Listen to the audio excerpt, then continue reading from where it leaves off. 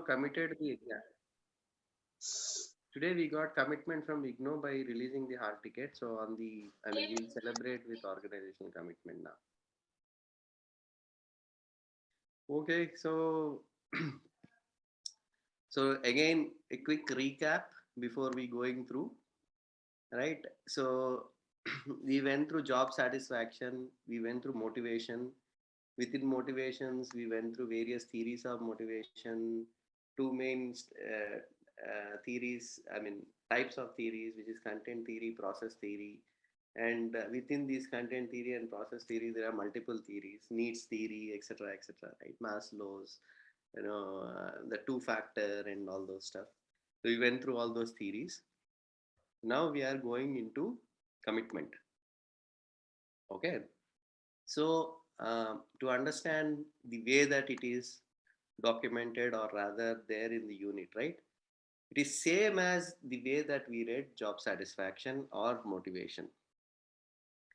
It starts with nature of commitment, and then it goes into antecedents, right? I mean, what are the precursors? What causes motivation, commitment here, right? And then outcomes.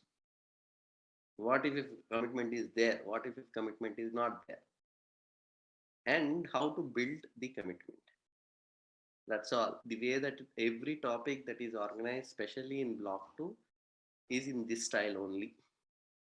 So in certain cases, in case of motivation, there are classifications and there are theories. So it actually had an extra content of theories and classifications. But in general, the basic chapter style is this: nature, antecedents, outcomes, how to build it. Okay, so now we are starting with the nature. The nature of organizational commitment talks about, first to start with, what is the definition of commitment, right?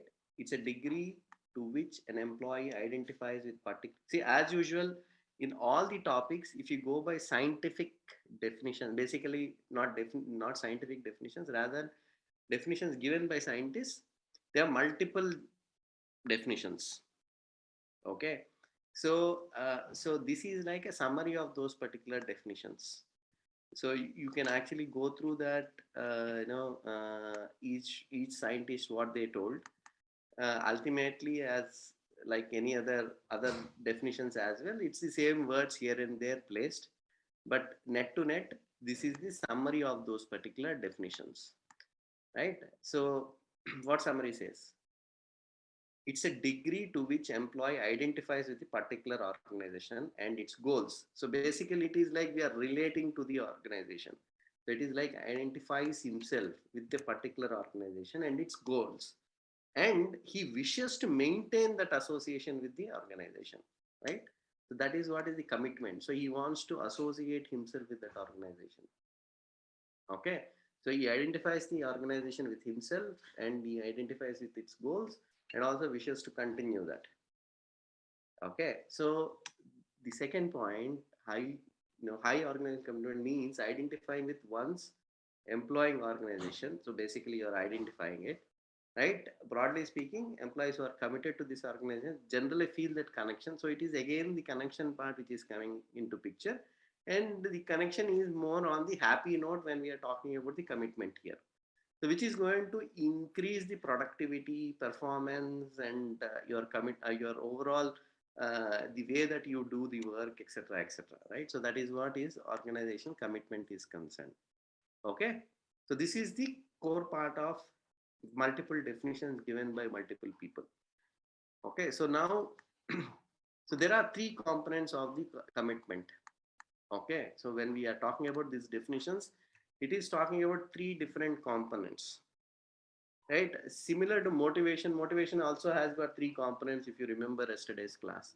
So here also we are talking about components here, right? The component here, first thing is belief. So you are believing the organizational goals and you are accepting those particular goals and values. Basically you are clear what organization goals are and you are also accepting it. Okay, the second thing is you are willing to put effort towards that organization. So you want to actually go towards those the goals and values. So basically, you want to put an effort towards it, right? For the organization, you want to actually work. The second is you want to maintain that relationship.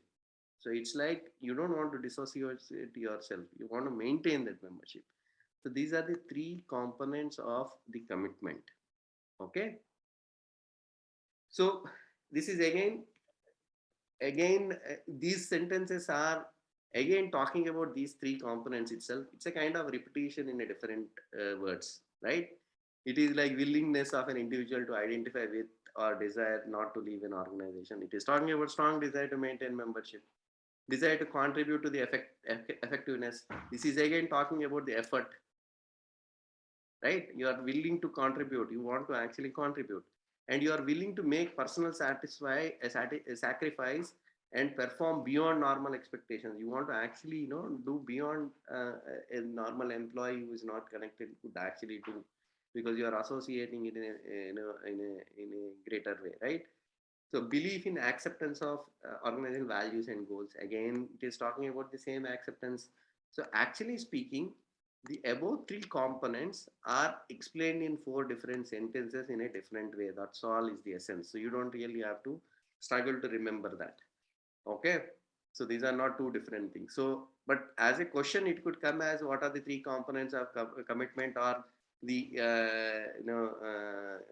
kind of a thing which you could actually write both these things as such, right? And now comes to the most important question in this particular unit, which is components of organizational commitment. Okay. So these components that we talked about are more from the point of view of defining an organizational commitment. But when the question comes on what are the components of organizational commitment, they are intending to actually ask this particular point. So don't get confused between these three components and this component. So these three components which we talked about above are the components which are part of the definition of organizational commitment. These three are like the types of organizational commitment. Okay. So there are three types of organizational commitment that are there. Okay. First is effective commitment. So so listen this carefully, because this is the most important question in this particular unit. So most probably this is the question that might actually come for us as well. Okay. So first type of commitment is effective commitment. Okay. So this is like a commitment where you want to positively associate yourself with the organization because you love it for various reasons. Maybe the nature of job that you actually do, or company's values, or whatever it is. It is like you are committed from your heart. So you are emotionally attached to that particular organization. You would want to continue. So this refers to employee perceptions of their emotional attachment, identification, and involvement with the organization and its goals, right? So generally things like it could be because of task significance, or the autonomy that you are going to get, or identity that you are getting, or skills that are being used within that organization. It could be any number of reasons. But net to net, effective is something that is associated with your heart, and you want to actually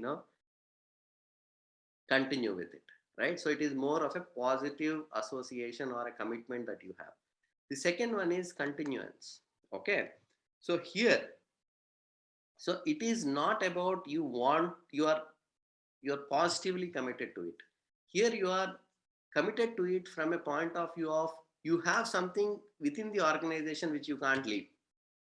For example, okay, company is giving you a house with a lesser, let's say with a very what do you say, an affordable price, or free, or whatever it is. They are giving, let's say, schooling to your kids. If you go to some other company, you might actually leave those particular benefits that are going to come, and you don't want to leave those benefits because those benefits are very important to you. Let's say your company is very near to your house, right? And you don't want to leave that organization. If you actually leave that organization, you might have to change your house. That is going to disturb your family. So there are certain relations or some associations which is not allowing you to leave the organization. It is not that you love the organization. It is like there are certain factors. Maybe your girlfriend is working in that particular organization. If you leave that organization, you're going to go away and you don't want to leave, right? So this is not directly related to organization, but indirectly there is a bonding or something which is making you not to actually leave that organization. You're committed for this reason, right? So it could be because of personal non-transferable investments which you can't really get in the other company, right? So something like that. Maybe you want to work in your hometown and this is the only company which is there in your hometown. It's something like that. So now normative commitment. Okay. So it is normative commitment is more about you have a social obligation to stay within the organization because you want to actually showcase that you are loyal. Let's say you got a job when you are in a very difficult situation, organization gave you the chance. Okay, and there is some kind of a social obligation within your family or within the people you are associated with it, saying that okay, yeah, how can you leave this particular company, right? So you are morally you are bound to actually do, even though company is not really performing well or whatever it is, you are bound to it. So this is more of that social what do you say association or are associated with those particular values. So it's an obligation, okay, for various reasons. It could be a social obligation or some other obligation which is maybe it's a company which is being run by your father-in-law and you can't leave it, right? So it's an obligation that you just have to stay. Okay, so that is what is the normative commitment. So you have three types of organizational commitment. Very important to remember. These are the three types of commitments. Okay, so now, so rest all, yes, we are going to go through those particular things, but not as important as these particular types of commitment.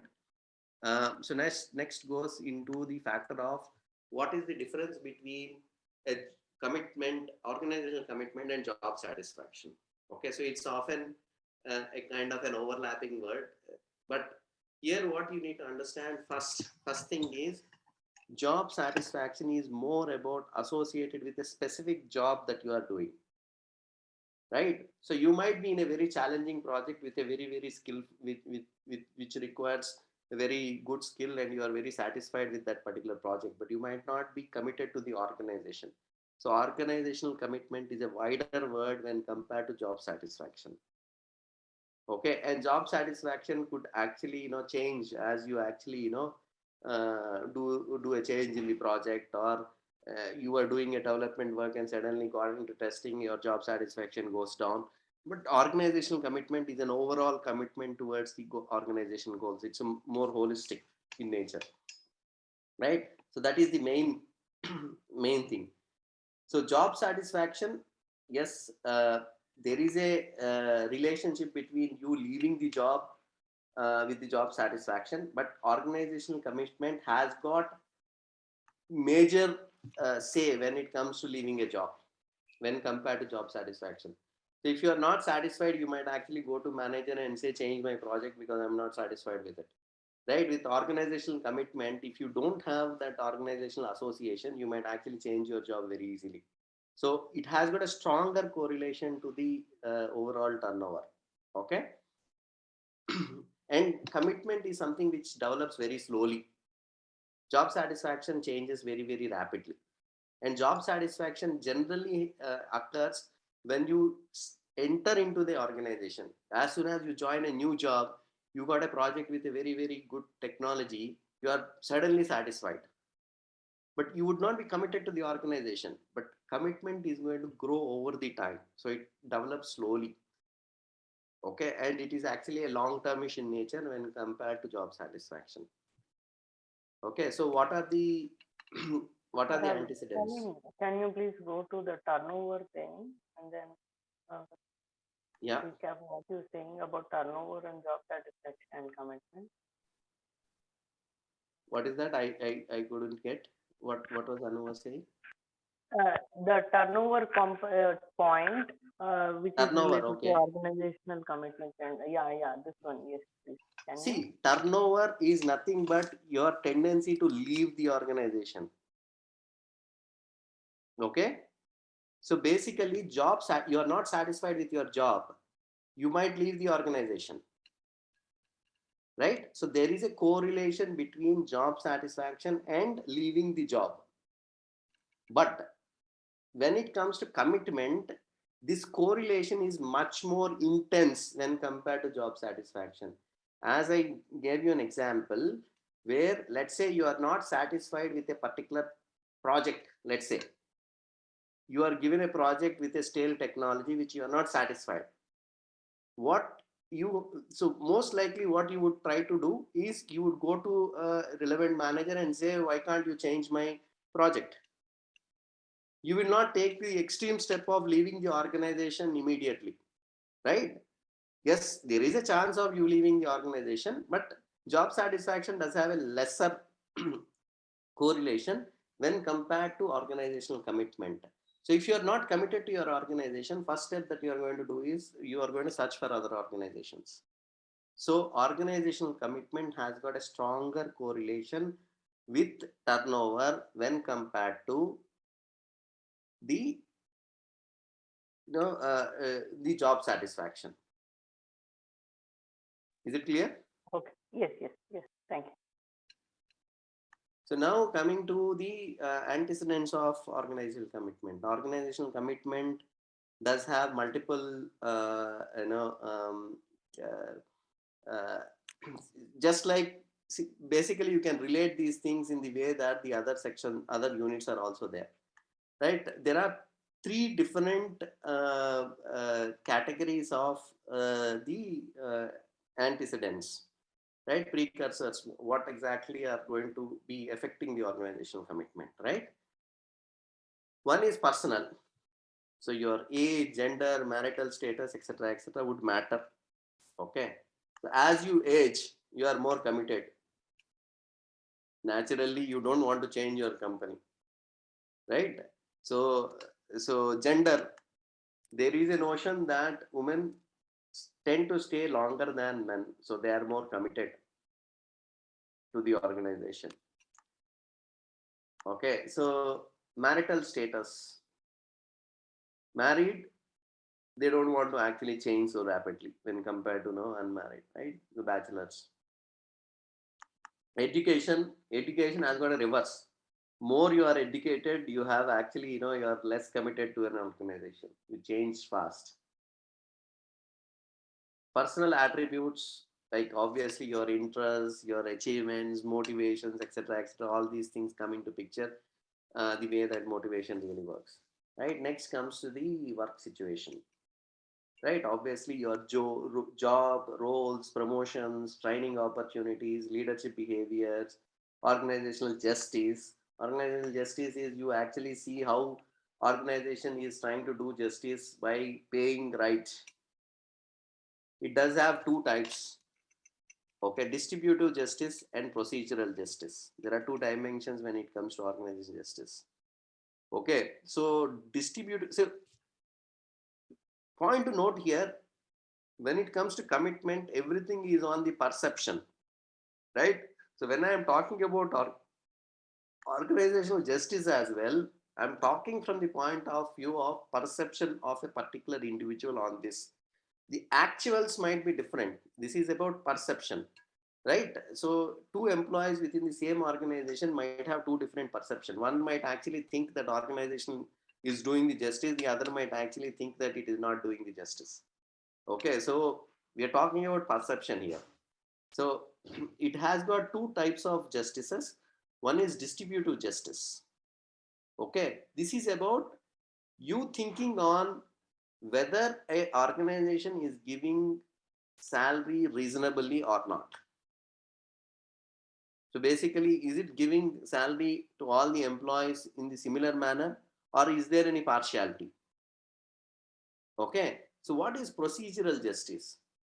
As name suggests, procedure, underline procedure here. Procedural justice is nothing but what is the organization, how exactly organization is trying to say that this is fair and this is unfair.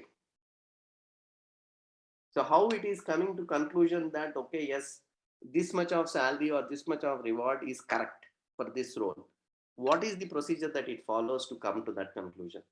So if you think that that procedure is right, then you are thinking that procedural justice is right. Distributive justice is what is whether 50,000 is it giving in a similar manner to all employees or not. This is about how it is determining that 50,000 is correct, right? So that is what is these two dimensions are these two dimensions. And organization support. So what is the support that organization give to you? Culture of the organization, working conditions, type of work sector, all these things are work situation related aspects which could affect your commitment. So now comes to work experience. So this is the situation, this is what you actually experience on your thing. Okay, how much you are involved within the job. Okay, so how much you're connected to the job, and how much satisfied are you with the job. Okay, and whether you really have that particular trust or a confidence on the organization, right? These are the experiences part of it. Okay, this and this is little bit overlapping, but this is more individualistic in nature, and this is at the organizational nature. Okay, how you perceive at a wider organization and how you perceive your involvement is, right? So you think that whether job characteristics in a particular company is good, but you are involved in a wrong job, right? So this is at an organizational level, this is more perceived at the personal level. So now comes to the outcomes of an organizational commitment, right? I think this is the most trivial section as such. So you definitely know what would happen if somebody is not committed, right? So they will leave the job, the satisfaction would be low, they might actually be absent, they might actually do something which is immoral, etc., etc., right? I mean, this is something that I think most of us would be able to feel this particular question in case if it comes, right? So one point which needs to be remembered here, rest is all something that you can put in your own English. One point that you need to actually remember is we talked about these types, right? Effective commitment, continuous commitment, normative commitment. So most positive commitment here is this effective commitment, right? This is out of the love. And what it says is outcomes are better when somebody is having this effective commitment. Outcomes might not be so significant when they have this continuous or normative, right? So so basically this is where the you know the point on the outcome you can probably add. Apart from that, it is all general gyan on what are the outcomes of a commitment. Okay, so now how you are going to build the commitment. Okay, so you need to have that particular justice and support. Basically, you need to exhibit as an organization. You need to actually say that you are actually doing the justice, and you are actually supporting the employees when they are in need, right? And your shared interests. So basically, you need to have a common interest between you and employee as an organization. If you are not worrying about the employee's interest, then there is a problem. You need to actually have trust. You need to have that particular positive expectations, right? Com- Organizational comprehension. Basically, you need to have communication so that employees are very clear what organization is doing. Unless and until they are very clear, they always have a doubt what exactly is happening. You need to have that particular positive communication always and be open in the aspects. Employee involvement, right? So basically, you need to make that employee, I mean, you need to give an identity to his job. So basically, he needs to actually feel that identity. You need to be proud of that particular identity as whatever that he is actually doing. That is when the commitment would increase. Training and development. This is the most I mean, basically unexpected point here. The rest all probably would have expected. Training and development. Unless and until you train an employee, even in motivation, we have read this point, right? Unless and until you train the employee, improve their particular skill, you can't really improve their performance. If they are not improving in the performance, they are not rewarded. If they are not rewarded over the time, their commitment towards the organization would come down, right? So training and development is very, very important aspect, whether it is to improve motivation, whether it is improving the job satisfaction, or to improve the organizational commitment. Training and development is an important point. So so so growing the skills, or rather helping employee to grow the skills, is going to, I mean, not just about improving the performance part of it. It is going to have effect on motivation, commitment, and satisfaction, which is going to help the organization in the long term. That's all about this particular unit. Organization commitment is done.